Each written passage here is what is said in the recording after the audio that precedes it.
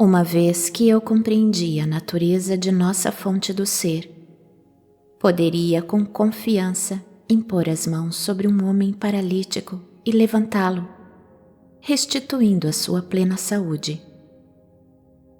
Quem poderia comparar esses conhecimentos com as ridículas leis tradicionais dos sacerdotes? Os sacerdotes, os fariseus e todo o resto desses religiosos embusteiros sabiam que nenhum deles poderia fazer tais coisas, e por essa razão odiaram-me quando desafiei sua autoridade. Detestaram-me pela minha força diante da oposição e insultaram-me por atrair as multidões quando alguma cura era feita e ninguém poderia negar. Aí estava em plena luz do dia para que todos pudessem ver um ato de amor que os sacerdotes asseguravam que somente Deus poderia fazer.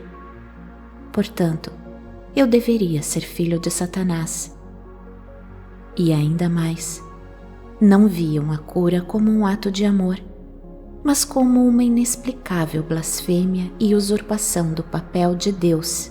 Acusaram-me de vangloriar-me dos meus poderes mágicos, mas não podiam dizer-me como eu havia adquirido tais poderes, e, portanto, decidiram que eu deveria ser um filho de Beelzebul. Agora que expliquei a situação, deve ficar claro para você que ouve estas cartas, como era claro para mim naquele momento na Palestina, que a hierarquia inteira do judaísmo era composta por homens autocentrados, confusos e cheios de autoimportância que viveram unicamente de acordo com as normas e leis. Quando desafiados a usar suas mentes e seus cérebros, não puderam lidar com isso e caíram em espasmos emocionais de virulenta indignação. Era de se espantar que no momento em que fui levado ao conselho, mantivesse a tranquilidade e me negasse a comunicar com mentes tão obtusas. Sim, realmente estive ali na Palestina há 2000 anos. Vivi entre os homens e mulheres simples que haviam sido ensinados a temer Jeová de uma maneira muito real, e que estavam obcecados com o pagamento dos sacrifícios na fogueira para afastarem o castigo imposto pelos seus pecados. Eu fui criado e doutrinado no medo de Jeová, mas havia nascido para despertar os judeus do seu longo sono de mitos e falácias, para livrá-los de sua opressiva história de guerras e derramamento de sangue, de disputas e discussões, da exigência de uma cabeça pela perda de um olho, do esconder e varrer para baixo do tapete os pecados que não tinham importância se não fossem descobertos.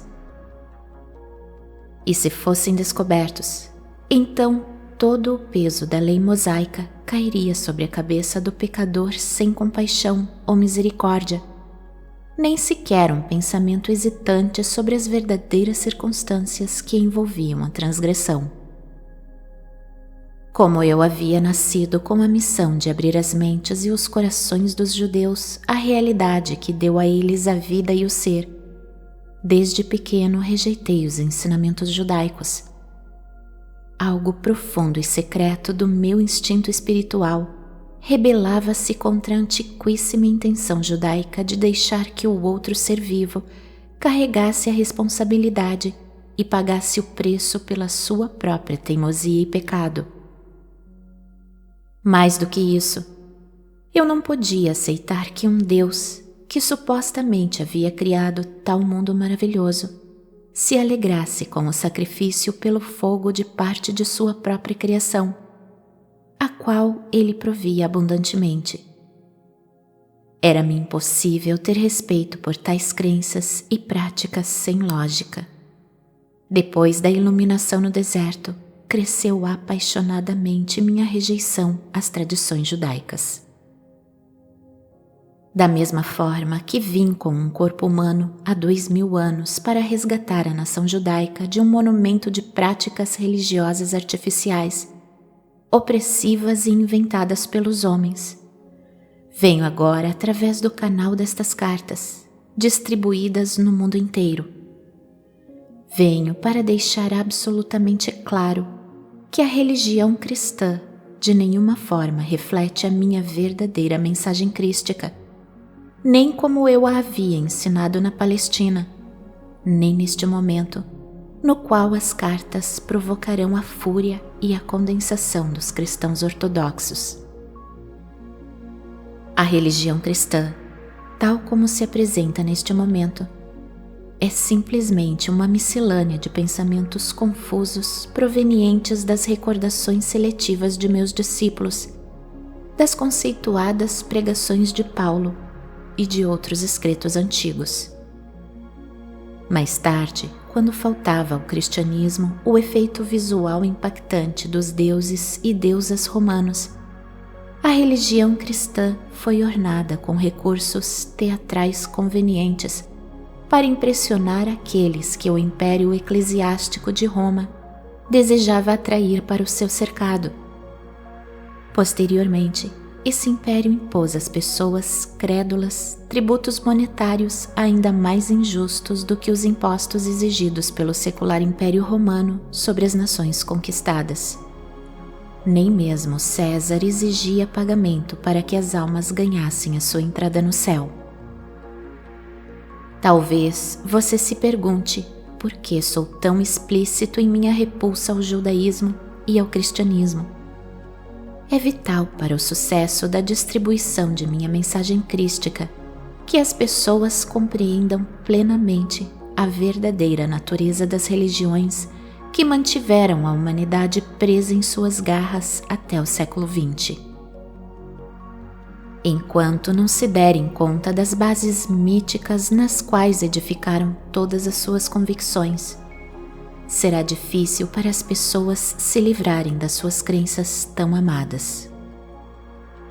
Por favor, entenda que quando faço tais afirmações, me refiro à religião cristã, aos princípios da fé, ao dogma e à teologia. Não me refiro àquelas grandes almas espirituais que buscaram e continuam buscando a Deus e a verdade para além do dogma e das crenças. Muitas dessas pessoas têm recebido a minha inspiração em suas mentes e corações, mas têm medo de deixar suas preciosas crenças. Estão bloqueadas pelas práticas religiosas. É chegada a hora para que se desprendam delas e cresçam em espiritualidade e compreensão de sua verdadeira fonte do ser, e para que levem as suas congregações com elas. As igrejas cristãs de todas as denominações, digo, despertem. É chegada a hora de despertarem de um longo e artificial sono em que a razão foi suprimida pelas tradições hipnóticas e emocionais. Estas foram transmitidas através dos séculos por uma sucessão de pessoas reivindicando serem a autoridade mais elevada sobre tudo o que eu ensinei na Palestina. Não tenham medo das consequências se você examinar as suas crenças passadas e quiser limpá-las de seu pensamento. Desfaça-se das teias das ilusões e pense. Quando os pregadores cristãos aceitarem plenamente que eu, o Cristo, retornei verdadeiramente para falar com as pessoas do mundo inteiro como um raio iluminado do Oriente ao Ocidente, e estiverem dispostos a ensinar a minha verdadeira mensagem em seus púlpitos, verão suas igrejas se encherem novamente de pessoas ansiosas por encontrar e estabelecer contato com a realidade que os levará a viver em total harmonia com a verdade de seu ser.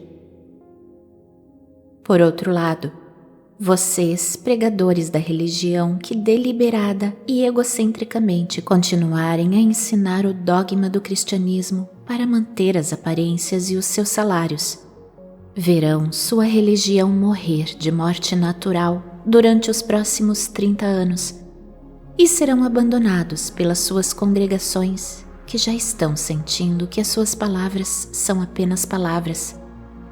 Nelas não há vida espiritual. Vocês verão suas igrejas tomadas por aqueles que perceberam que eu mesmo, de fato, voltei à humanidade para mostrar o caminho para encontrar o reino dos céus e nele entrar.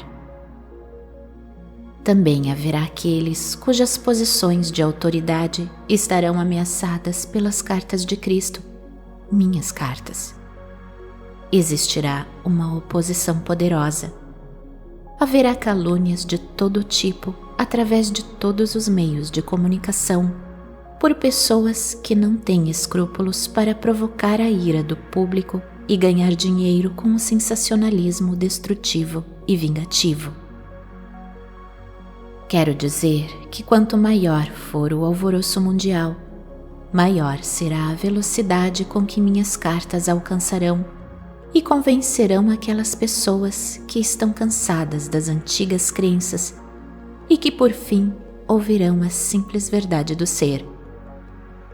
Elas rapidamente responderão ao seu amor e ao chamado para que deixem os níveis inferiores da consciência humana e para que iniciem a sua ascensão rumo aos níveis espirituais mais elevados, onde começarão a experimentar o primeiro influxo de paz e contentamento interior.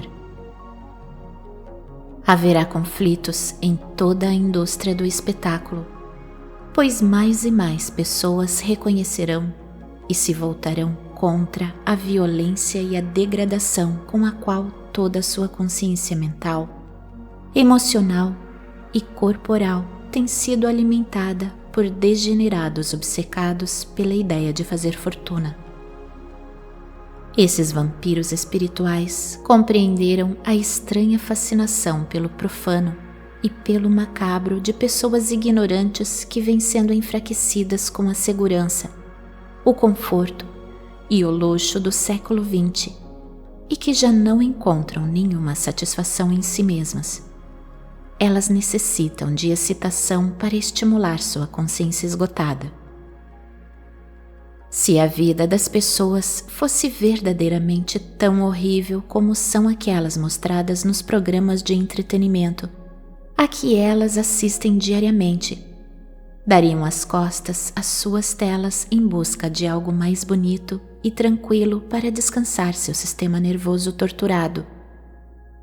E se você refletisse com sinceridade sobre as condições atuais de sua vida, perceberia que estas já se transformaram em uma amedrontadora imagem espelho do que toda a indústria do espetáculo deu a você nos últimos 50 anos.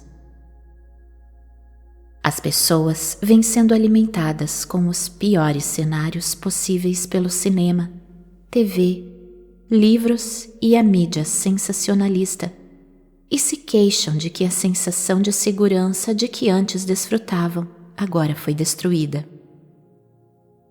Vejo as pessoas na Terra atualmente protegidas por trás de cercas elétricas, muros altos, vigiadas por guarda-costas que traiçoeiramente assassinam as pessoas que estão sob os seus cuidados. Vejo homens e mulheres que antes caminhavam sem medo à noite pelas ruas das cidades e pelas trilhas nos campos, agora se trancarem atrás de portas de segurança, temerosos dos mais desprezíveis e brutais ataques. Vejo povos traumatizados pelos seus próprios compatriotas. Vejo o genocídio, revoluções, bombardeios, assassinatos e matanças gratuitas de todo o tipo. Os que são assassinados passam para suas próximas existências ainda mais traumatizados pelo choque da morte inesperada. Eu os vejo e os auxilio se eles são capazes de me ver e receber. Muitas e muitas pessoas estão longe de estar preparadas para passar a uma forma de existência mais elevada e, portanto, permanecem nas sombras até que se libertem através do renascimento. A vida na Terra transformou-se no inferno que vocês descrevem na televisão, nos cinemas e na literatura. Por quê? Porque a chamada cultura civilizada permite que a brutalidade em todas as suas formas pervertidas entre nos lares por meio de sua televisão, produzindo o estímulo à excitação e à violência. Vocês assim o quiseram, e agora o têm na sua forma mais real, em suas próprias experiências diárias.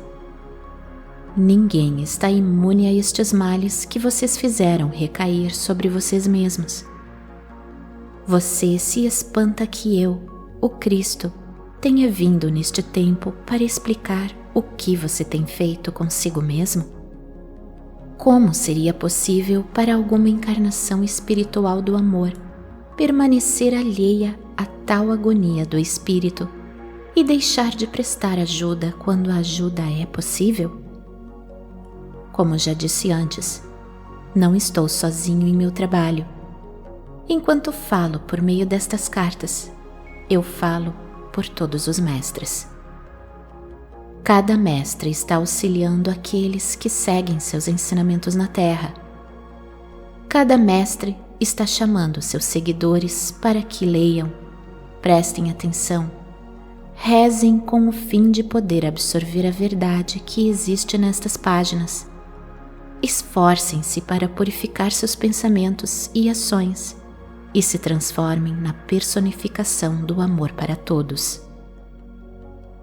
Estas cartas desencadearão um tempo de mudanças, quando as pessoas despertarem verdadeiramente para o que tem sido feito com as suas consciências e em todo o mundo pelos magnatas ambiciosos, inescrupulosos e degenerados. Elas sentirão muita raiva. O público começará a reconhecer as formas insidiosas e distorcidas pelas quais vem sendo seduzido para que caia nas redes da abominação. Eu, o Cristo, devo dizer que quando isso acontecer, você não achará a palavra abominação antiquada e fora de moda. Você perceberá claramente a diferença entre as formas, palavras de consciência vivificantes e os padrões de consciência destrutivos. Você irá se rebelar e nacionalmente chamará as formas de consciência destrutiva de abominações.